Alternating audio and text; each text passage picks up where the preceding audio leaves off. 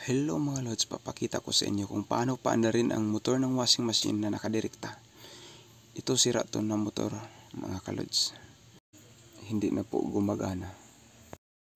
Subukan na po natin itong bago. Pagdugtong lang muna natin yung mga wiring. Itong kulay puti, kapasitor to. Kahit magkabaliktaran yan, okay lang po yan. Yun, umiikot na mga lods. Ingat lang po kayo, delikado po ito mga lods. Babaklasin po natin to. Ito yung kakabitan ng belt pag nalagay na yung motor sa washing machine.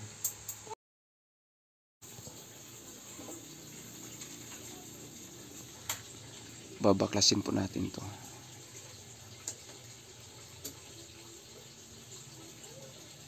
Ililipat natin sa kabila sa bago.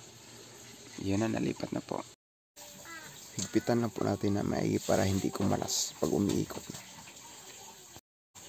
Pwede na po ikabit sa washing machine. Napapansin po ninyo pag nakasaksak yung plug, automatic umaandar.